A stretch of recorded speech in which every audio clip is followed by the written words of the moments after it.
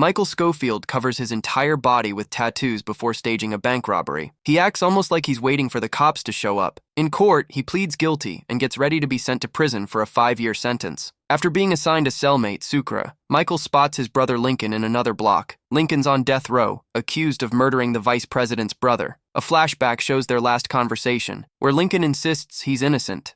Michael also meets Dr. Sarah to receive insulin injections for his supposed diabetes. During his early days in prison, Michael gets to work and hides paper origamis in different places. That evening, he goes to the chapel to meet Lincoln, who's stunned to see him locked up. Michael tells him he got himself in there to help break him out. Michael introduces himself to John Abruzzi, since he needs a work card from him to join the prison labor crew. Outside the prison, John's crew receives a photo of Fibonacci, the man who ratted on him. Eager to find Fibonacci, John's gang jumps Michael. After the fight, Michael gets sent to solitary, but he cuts a deal with Warden Pope to help build a replica of the Taj Mahal, Pope's gift for his wife. Michael, a structural engineer, uses this opportunity to his advantage. Later, Michael meets C-Note and asks him to get a drug that blocks insulin, hinting he's not really diabetic. Eventually, John gives Michael the work card, letting him join the prison job program. This gives Michael more time to spend with Lincoln and lay out his plan. Michael reveals he was part of the original construction team for the prison. Lincoln wonders if he's seen the blueprints, but Michael has something better. He's got the plans inked into his skin. Michael plays chess with an older inmate named Cooper, who's rumored to have bailed out of a plane with $1.5 million. Michael figures he might need that cash once they're out. He needs an Allen bolt and tries to unscrew one from a bench. Problem is, the bench belongs to T-Bag, a dangerous white supremacist. T-Bag offers Michael protection if he becomes his cellmate boyfriend. Michael refuses, so T-Bag steals the bolt and warns him to watch his back. Meanwhile, Lincoln's ex and lawyer Veronica gets a videotape showing Lincoln supposedly shooting the VP's brother. But when she visits him, Lincoln swears he didn't do it. He approached the car with a gun, but the man was already dead.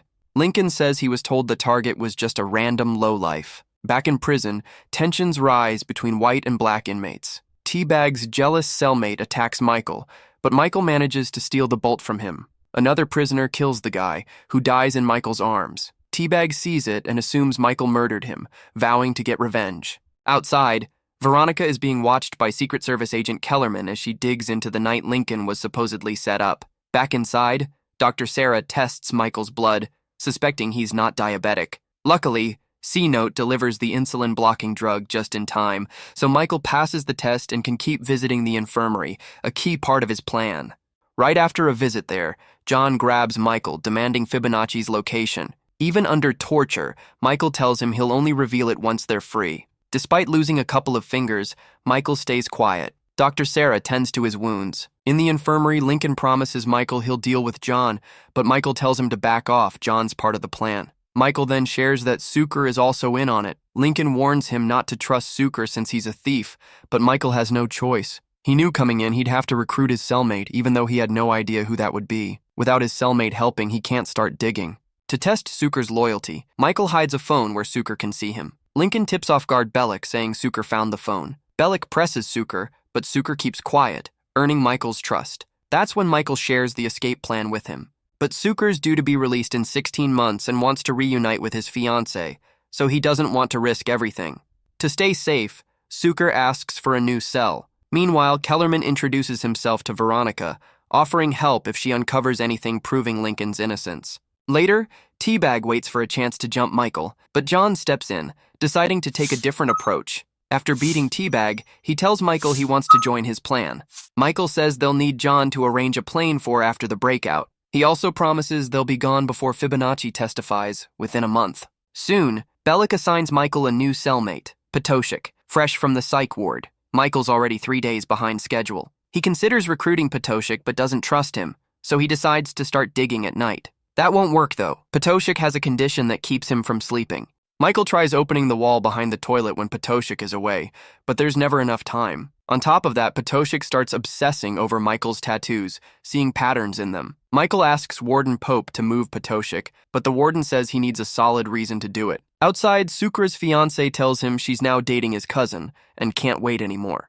Meanwhile, Veronica turns to Project Justice, but they say Lincoln's case has already been reviewed and they won't reopen it without new evidence.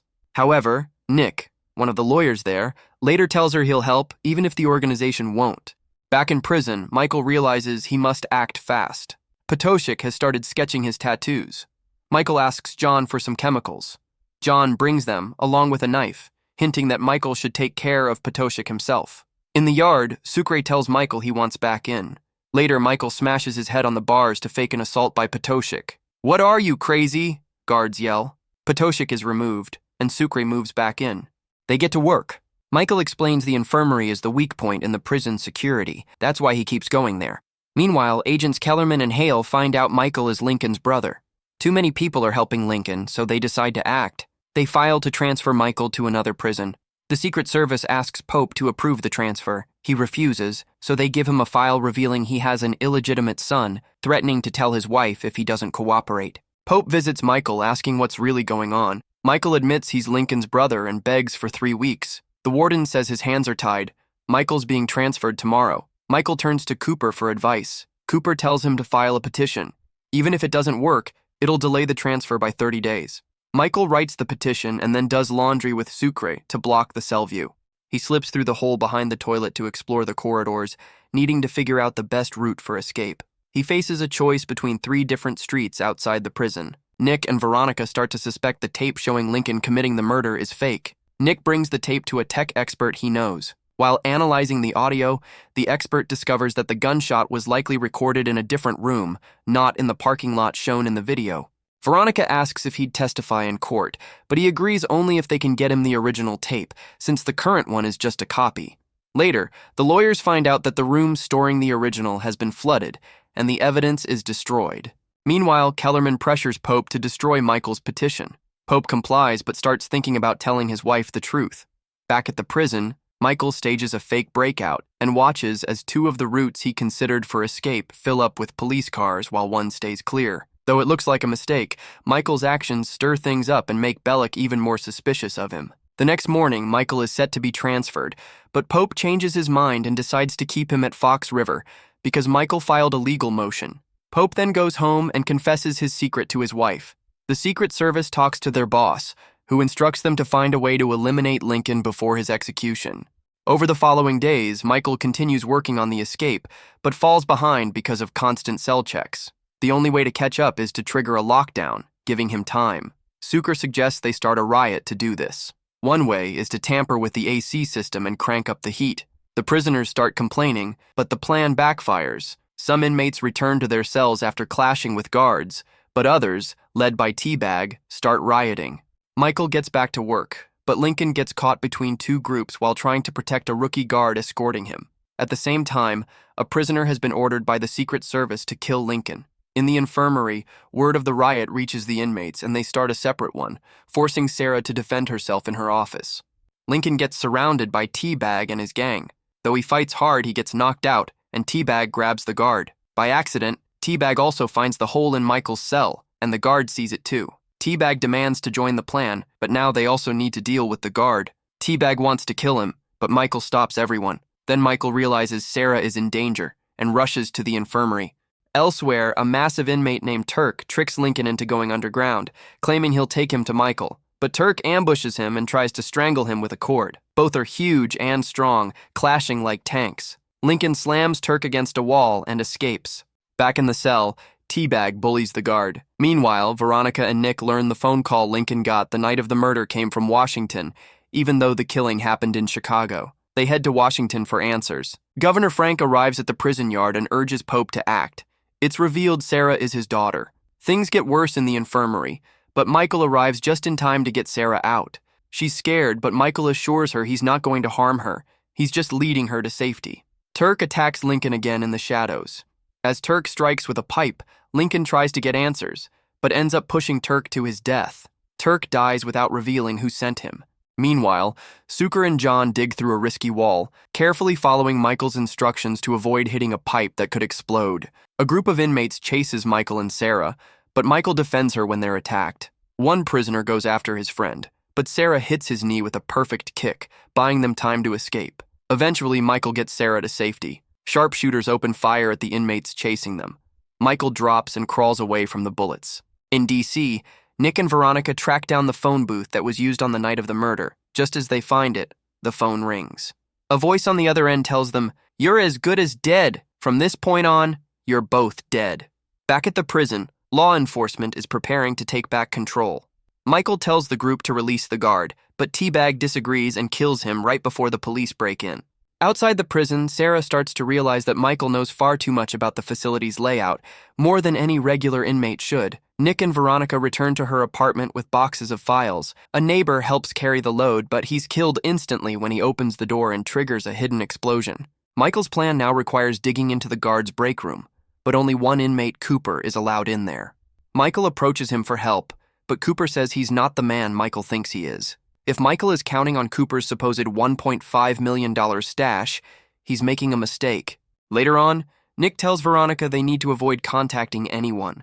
If their enemies believe they're dead, they'll have the freedom to continue their investigation without being hunted. Michael finds Cooper's cat, which had gone missing during the riot, and returns it.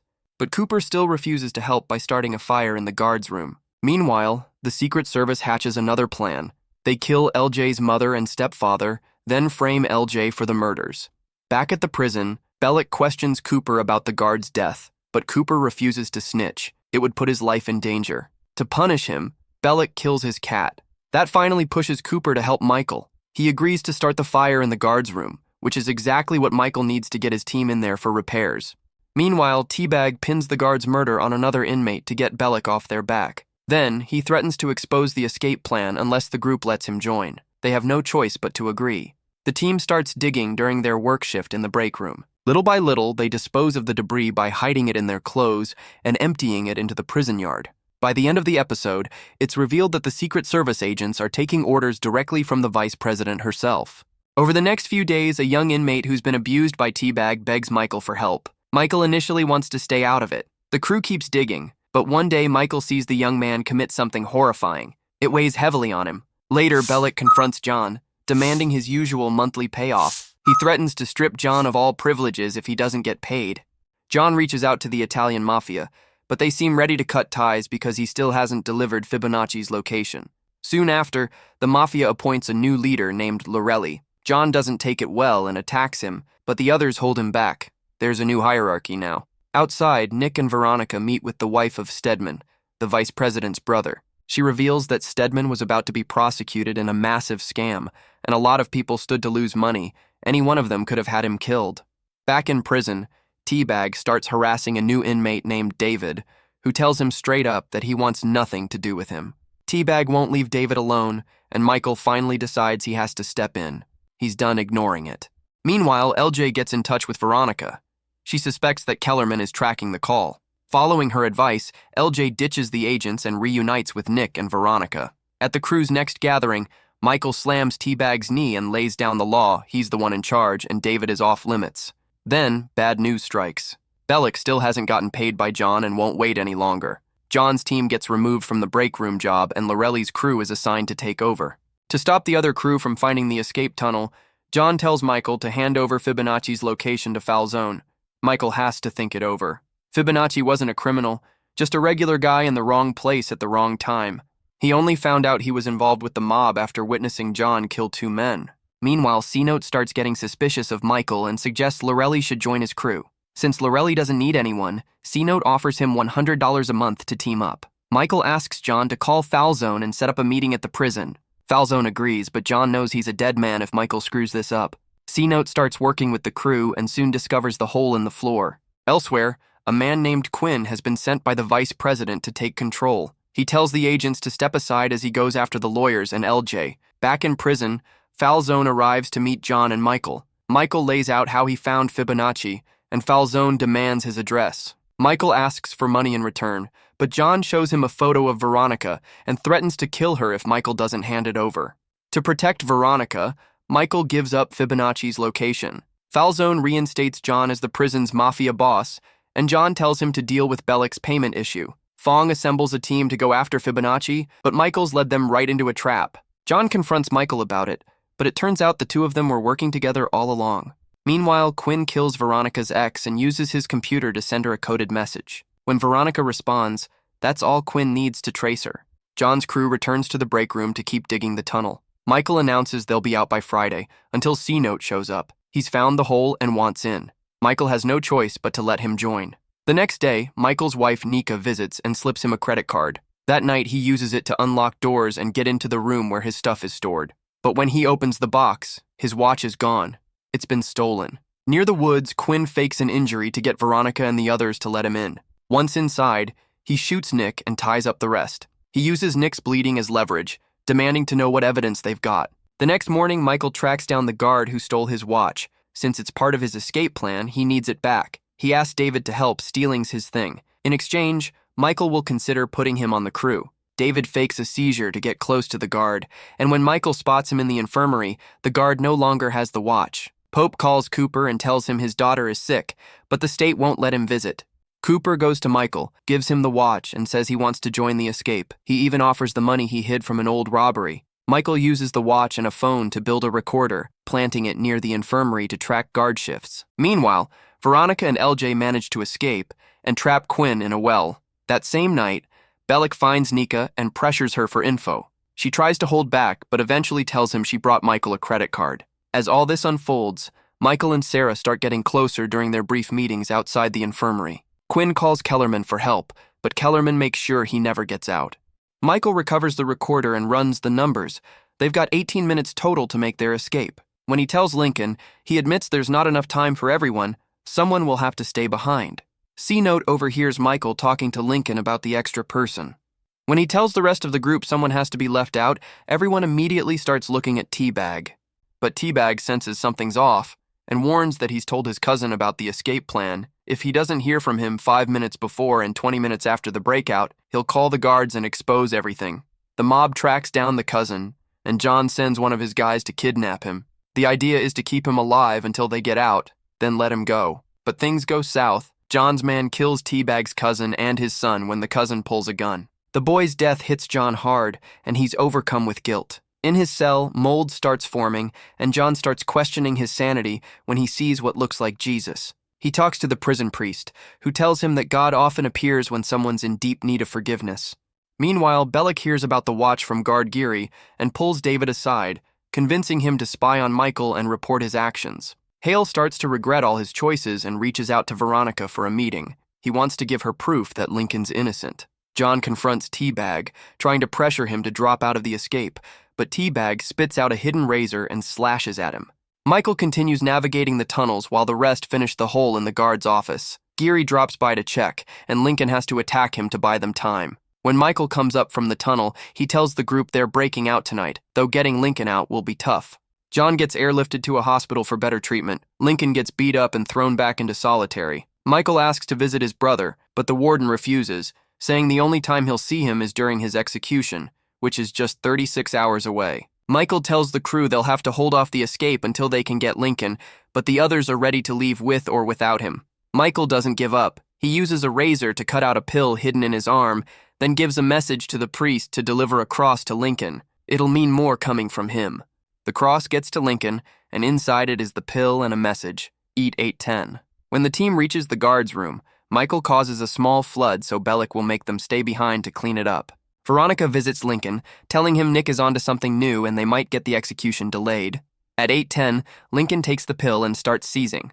He's rushed to the infirmary. At 9:01, the crew makes their move. At the same time, Veronica meets with Hale, who reveals Stedman wasn't murdered, he's alive. But before Hale can hand over a list of names involved in the conspiracy, Kellerman shows up and kills him. Back in the prison, Michael leads the escape crew through the infirmary to get Lincoln out, but the maintenance team has replaced a pipe where Michael had made a hole, so the plan's ruined. T-Bag, furious, pulls a knife on Michael, but a guard walks by and interrupts.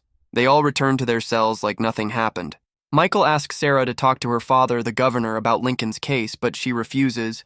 He never listens to her anyway. Meanwhile, Nick and Veronica are pushing for an appeal, saying they've got a secret source who claims Stedman isn't dead, so there shouldn't be a body in the coffin. Michael hears from Cooper about an inmate who survived a failed execution. The electric chair didn't work, and after 3 weeks of trauma, they retried. Michael thinks he might save Lincoln by sabotaging the chair.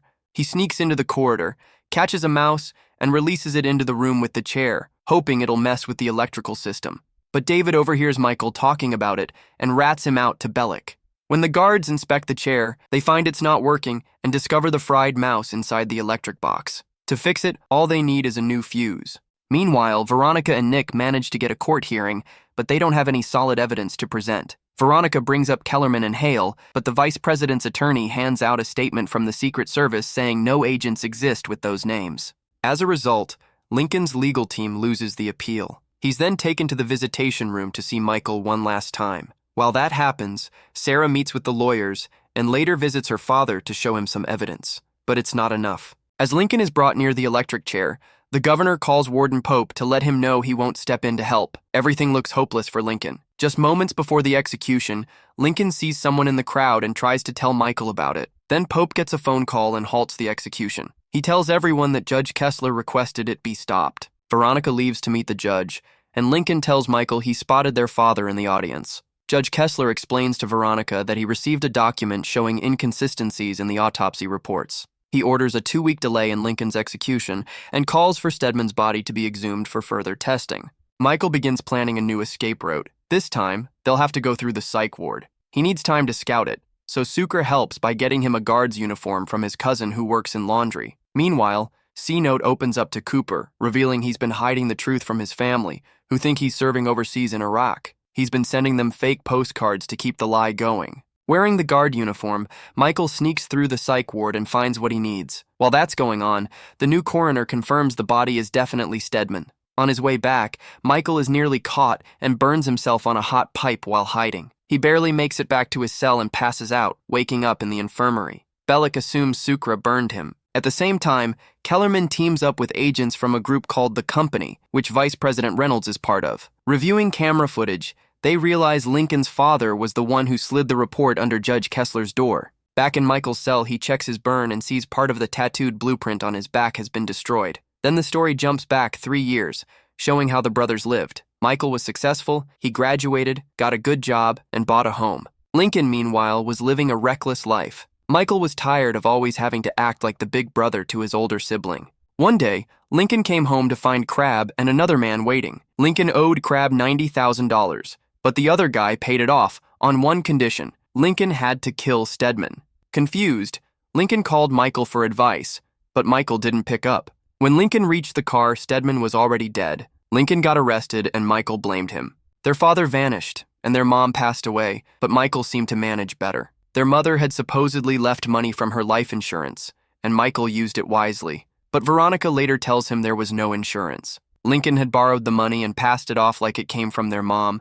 He just didn't want Michael to know. This truth pushes Michael to make his decision to go to prison and break Lincoln out. As for the others, Sarah used to be addicted to drugs. She met Bellick at a support group and he helped her get a job at the prison. Sucre got arrested during a robbery. He needed money to buy a ring for his fiancée. C-Note had served in the military but got dishonorably discharged for reporting illegal torture. Teabag was in love with a woman who had 2 kids, but she turned him in when she learned he was a fugitive. Finally, Reynolds has a private meeting with a man whose back is turned, and that man turns out to be Stedman. Back in the present, the crew faces a new problem.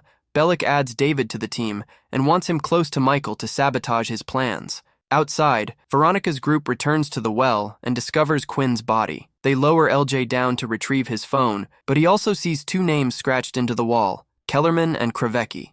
Meanwhile, Sarah finds a piece of a guard's uniform from when she treated Michael's burn and gives it to Pope. The warden confronts Michael about it, and when he can't explain, he's thrown into solitary. Michael tries to recall the missing part of his tattoo but can't, growing frustrated and punching the wall. At the same time, Bellick brings in a professional crew to work in the guard room, so the inmates must hide the hole in the floor. Only Sucre's cell leads to the tunnels, so he takes the job. He runs across the yard at night but gets caught. Luckily, he planned ahead and claims he was waiting for his girlfriend to toss him underwear over the fence. Bellick buys the story but still sends him to solitary. When Sarah is called to check on Michael, David tips Bellick off that the group's hiding something, likely involving the floor. Bellick inspects it, but Sucre did a good job. The cement looks untouched. Outside, LJ discovers Kellerman's real name is Owen Krivecki. He breaks into his house to kill him, but the cops show up and arrest LJ. Back in prison, Michael is sent to the psych yard after convincing staff he's having a breakdown. There, he finds Patoshik and tells him he was right about the tattoos. He needs him to redraw them. Michael realizes Patoshik's meds are erasing his memory. Meanwhile, Guard Geary tries auctioning off Michael's cell since it's in a prime spot. Teabag alerts the team, and C-Note tells Geary he'll pay $500 for it. Kellerman gets booted from the Secret Service and the company due to being compromised. C-Note asks his crew to get him the money, but instead, he's beaten for associating with Teabag and the white inmates. Potoshik begins to remember Michael after quitting the meds. Michael finds Sanchez and asks him to deliver a message to Sucre, saying he's working to fill in the blanks, but Potoshik recalls too much and attacks Michael, blaming him for betraying him. Back in their cell, Michael lays out the escape plan so Potoshik doesn't ruin the drawing he made. Michael then tricks him again and requests a meeting with Sarah to get out.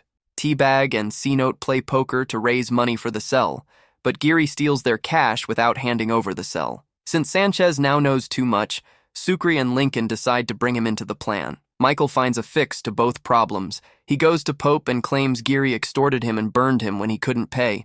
Pope checks Geary's locker, finds loads of cash, and fires him. At the same time, Lincoln is temporarily taken out of prison for a 1-hour visit with his son. En route, a big truck crashes into the van and flips it. Lincoln wakes up in a field with Kellerman standing over him. Kellerman tries to choke him, but a man shows up and knocks the agent out. Michael gathers the team and tells them he's figured out how they'll escape, but he needs the infirmary key, which only the medical staff have. Meanwhile, John returns to the prison, having survived Teabag's attack. Michael kisses Sarah in the infirmary, but he feels guilty about taking her keys, so instead, he just asks her to wait for him. Even though Sarah has feelings for him, she knows she can't be involved with him because he's a prisoner. Michael turns to David for help, but the kid will only agree if Michael can deal with his cellmate Avocado, who keeps bullying him. The mystery man who saved Lincoln is revealed to be his father, Aldo. Aldo explains he once worked for the company, a group of multinational corporations known as the Shop, which operates behind the government and pulls the strings. Aldo walked away from them and took some intel, so they're going after Lincoln hoping it'll lead them to him. Meanwhile, John's had a change of heart and believes Jesus saved him. He even shakes hands with Teabag, asking to leave the past behind. Despite the transformation, he's still in on the escape. Maricruz meets Sarah outside the prison and tells her Michael is a good guy. He only married her to help her get a green card and live safely in the U.S., but the real reason she's there is to steal Sarah's keys and pass them to Michael. Aldo shares that the company faked Stedman's death to avoid scandal, but the cops and Kellerman catch up to them. To protect his dad, Lincoln gives himself up. Michael copies the infirmary key, but Sarah realizes what's going on and asks to have the lock replaced. Later, John makes a call and tells someone to be ready. It's revealed he's talking to Nick, who's been watching over Veronica for him. David finds himself in serious trouble with Avocado, so Michael steps in and gives him a way out. David promises he can be trusted, but once Michael tells him the plan, David rats him out to Bellick. Bellick heads straight to the guard's room and finds the hole in the floor. Cooper attacks Bellick to stop him from exposing them. He manages to knock Bellick out, even though he's badly hurt. After he tells Michael what happened, Michael announces they're breaking out tonight. He gives each of them assignments, warning them to mask their scent because police dogs will be their biggest threat. Then, Michael speaks with Sarah and tells her the truth. The crew will pass through the infirmary. He asks her to leave the door unlocked. Sarah leaves without saying yes or no. At the same time, John calls Nick again and says he needs to bring Veronica to the meeting point that night. Pope tries to move the Taj Mahal replica, but the roof caves in, so he calls Michael to his office. Veronica's preparing to fly to Montana to follow some leads, but Nick pulls a gun on her. As everyone gets ready to escape, a nurse exits the infirmary and shuts the door. Sarah's off duty tonight. Meanwhile, Pope finds out Bellick is missing. He searches the entire prison and even calls his wife, but no one's seen Bellick since the morning. Then Pope calls Michael into his office to talk about the model, and Michael shows him the piece that was holding up the roof. He pulls a blade and tells Pope he's breaking out. He demands the warden help get Lincoln transferred to the infirmary for the night. Pope tries to reason with him, but Michael is set on the plan. After Pope gives the order, Michael locks him inside the office closet. When it's time, the inmates crawl through the hole one at a time. Bellick nearly escapes and starts yelling for help, but the crew gets to him just in time to stop him. Meanwhile, the company decides to abandon Reynolds, who's running for president, because she's falling behind in the polls. They expect she won't back down quietly, so they plan to act fast. Sarah returns to the prison and opens the infirmary door for Michael. She believes Lincoln is innocent.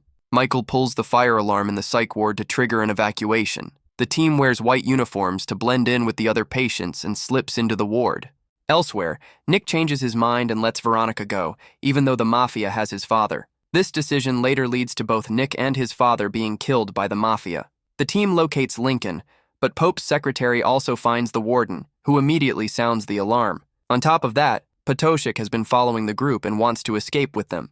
Since he's threatening to alert the guards, the group decides to take him along. The team uses a rope to scale the wall. Old Man Cooper succumbs to his injuries, but still manages to tell Michael where he hid the money. Some other inmates overhear the conversation and learn the location. Michael and Sanchez are the last to use the rope, but the weight proves too much for it to handle. Sanchez falls due to his excessive weight, but Michael makes it. Bellick is freed, and Pope gathers his men, telling them they need to recapture the convicts, giving them the authority to shoot if necessary. The escapees find a van waiting for them, placed there by one of John's men. They pull a quick trick and leave Patoshik behind. Pope realizes that the door to the infirmary hasn't been breached, which means someone must have left it open for the inmates. Inside the van, John is about to kill Teabag, but the latter cuffs himself to Michael and swallows the key. The group is soon forced to abandon the van and run on foot. Michael orders David to leave the group, as he betrayed their plan to Bellick. Meanwhile, Reynolds refuses to back down and prepares a scheme to kill the President of the United States. The escapees hide in a warehouse for a while, but they need to deal with Teabag as he's slowing them down. After they tackle him, Sucre tries to cut through the handcuffs, but it doesn't work. John, frustrated, grabs an axe and chops off Teabag's hand. The group flees, leaving Teabag behind. Meanwhile, the president dies, and Reynolds vows to take over as the new president. The company wants to renegotiate with her, but she now holds more power. Pope sends his men to find Sarah, but she's in no condition to talk, having overdosed. Veronica arrives in Montana and enters a mansion. As she suspected, she finds Stedman alive. The fugitives rush toward the airstrip, where one of John's men is waiting with a plane. However, the police are also closing in. The pilot knows they'll get caught, so he starts the engines. The escapees reach the airstrip, but the plane is already taking off, just as the police arrive. They're left wondering what to do next. There's only one option: run. And here, this season ends. Subscribe for more videos like this, turn on notifications, and leave a like to support the channel. Thank you for watching.